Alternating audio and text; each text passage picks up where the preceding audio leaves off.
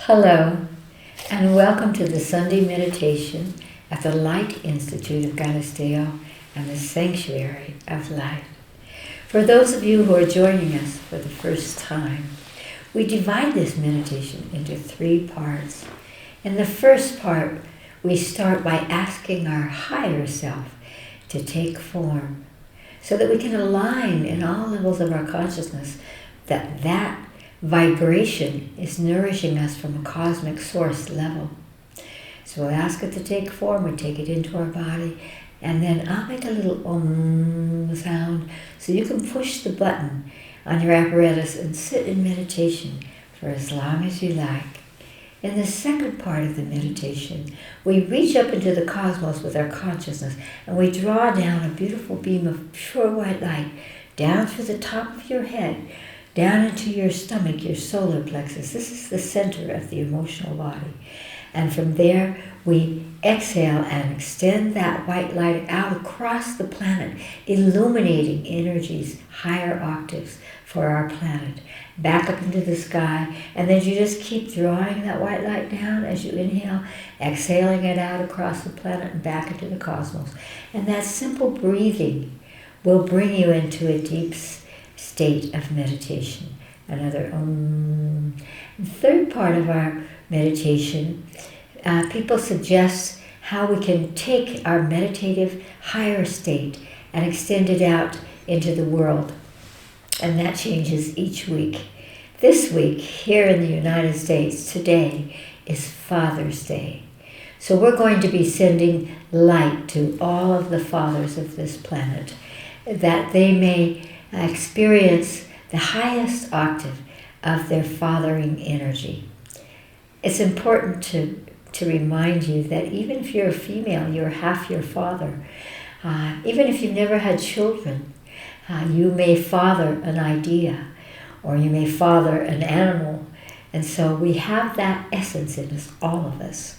And so as we extend this energy out into the world, it's passing through us, because we're vibrating that frequency for ourselves as we extend it out into the world. Ready? We'll begin with our breath. Close your eyes. Breathe in through your nose. Hold at the top. And exhale through your mouth as if you're whistling, twice as slowly.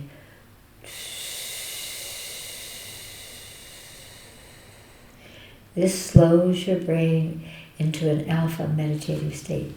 Once again, breathe in through your nose.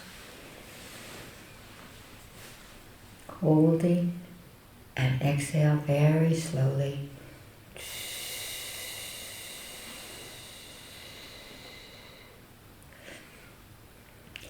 Ask your higher self. It's the intuitive essence of your soul. It's your own inner voice. Ask it to take a form. It could be a being or a light, a tree, an animal, an equation. Whatever form it comes to, you at this moment, just observe that form and its frequency. And ask your higher self to touch your body where you hold your divine essence at this moment. And just imagine that anywhere on your body you are being touched at this moment. And as you focus on that touch, begin to breathe in and out of the touch so that you're making an opening for your higher self in this point of divine essence. And draw your higher self in through that point and sit in meditation.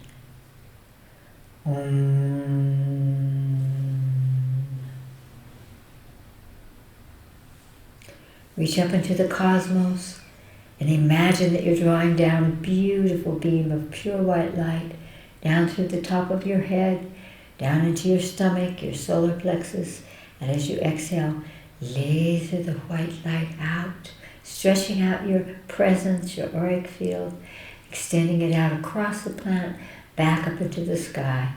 Inhale, draw it down. Exhale, extend it out. Just continue to do that for as long as you like.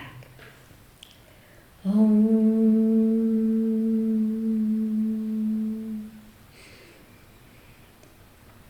Take a deep breath into your body and draw into your mind's eye every father across our planet. And then ask the fathers what frequency of light they need from you at this moment to activate the highest octave of their fathering essence, their true fathering self. And see what color comes to you that they're asking for. Color is a cosmic language. Each color of different frequency, different speed and length tells its own story. So see what color they ask for from you.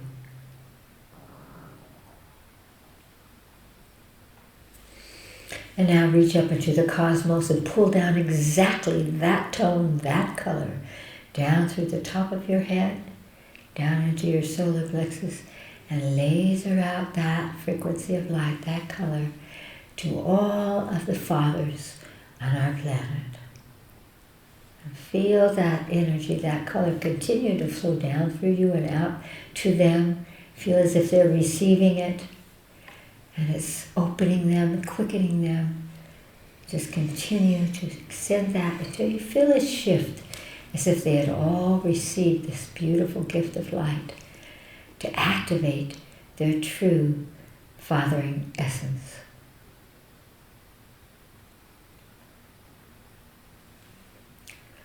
Oh. Breathe deeply in through your nose and open your eyes. Thank you so much for joining. We actually have a second part, a second octave of our meditation. It's called Knowings. And each week from around the world, people send us questions that they would like for us to focus upon in order to illuminate and uplift ourselves and all those who are participating. So Allison will tell us the questions that have come today. Allison? The first question is from Galisteo, New Mexico. Galisteo, U.S.A. Yes, it's a friend right down the road from us. Please ask Chris how to deal with danger. If life is a river, in that part which is a little bit dangerous, how to flow. Oh, thank you for that question, Galisteo. It's a perfect one for ourselves personally and throughout our planet right now, because we do have a sense, there's so much focus on negativity and fearful situations that it's activating our primordial energies of fight or flight. It's activating not the intuitive part, but the instinctive part, which is useful to us. Our instinctive body will say, watch out, something could come. But here's the answer that I would give to you. The most important thing about the fear of danger, and that's what it is, although you could be in a dangerous position at that moment. And what you would want to do is to activate that imprint within you, the synergy within you that says, synergistically, I would always be in the right place at the right time. And so I am safe.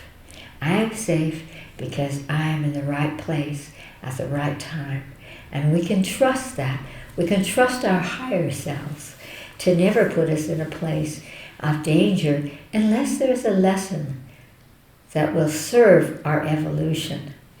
People sometimes say, what could I do if I'm in an earthquake or I'm in a terrible, dangerous situation? And my higher self would say to you, you belong there. That is another aspect of synergy, that you are there at that moment because you have something to give. Maybe it's to help others.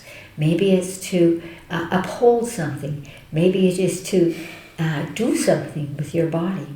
The highest octave, of course, is to use your consciousness and the love of your hearts to know that you're not the victim of this, that this belongs to your destiny, and you use life rather than life using you. And once we have that perception, then danger is something that we do just flow right through. So again, synergistically, I'm in the right place at the right time. I am safe. And when you feel that trust inside you, that your body can perceive something out there. Oh, another aspect of that is that if your instinctual self is saying, over here there's danger, use the gift of your consciousness and focus on that possible danger or real danger, and ask what frequency of light it needs from you to balance out. The thing about flow is that everything changes.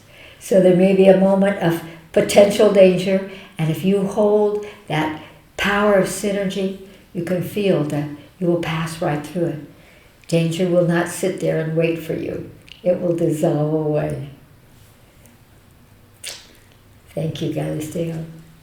Allison. The second question is from Los Angeles, California, in the USA. Dear Chris, what can I do to reconcile or transition unrequited love with spiritual grace? I am desperately in love with someone who has no idea of how I feel. She is married, I am not, and we are in the same social circle. All of us dear friends. I do not want to distance myself from these soul friends, but my heart can't take much more. I'm terrified someone will soon see through me. Bless you and thank you. Unrequited love. From a spiritual perspective, it always comes from other incarnations through which we have contracts and vows with someone that we would meet again. And so you see someone and instantly you feel this love for them, or you feel this connection to them. And that connection is coming from a past part. Because of course, if you're dear friends, you would not want to be the one unless she were to signal to you that you as a soul friend have come to pull her out of a marriage. That does happen, but I don't feel that's the case here. I feel that this is a story. And of course I would say, well, you're in Los Angeles, come to Galisteo, or through Zoom. Actually go through incarnational sessions and look at what this love is about. What this unbreakable, all-encompassing focus on her, who doesn't even know this about you, is about from your part. You want to take this love that you have from her and extend it, by the way, to all your friends. And that will protect you from, hey, wait a minute, something funny is going on here. Just feel that love being extended to all of your friends. And with her, I would begin, and there's several exercises in consciousness that you could use. But one of them is to bring her into your mind's eye and ask her what color she needs from you to be released of any past karma that's linking, that is entrapping, because it really is entrapping you. What color does she need to be released? And then, as we were doing before, from the cosmos, draw the color that she asked for down through the top of your head and laser it out to her. And you will find that as you send that light, a part of you begins to shift because there's so many people to love. You know, a little cosmic giggle is that my higher self told me one time that there were 5,000 possible soulmates in a lifetime. And that's because we've had so many incarnations of the soul and so many people that are out there that we could project upon and say, this is the one, I can't live without you. Oh yes, it's really not her that's opening your heart. It's something inside you that remembers something that's opening your heart.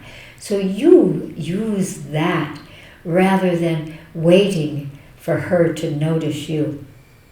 Love is not about the response or the reaction of the other. Love is about the power of the giver. And so wield that love and know that if it were really to be in this lifetime and not a powerful memory or a vow that you have made, it would be different. It would truly be different. So know that you have the strength to let this go, and to know that one of the greatest kinds of love is the love of friendship. Do it. Do it now. Allison? The third question is from Cuenca, Spain. Cuenca, Spain. Chris, I would love to hear you talk more about your quote, "When things get hard, get bigger."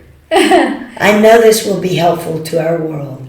Thank you. Oh, that's a great one as well.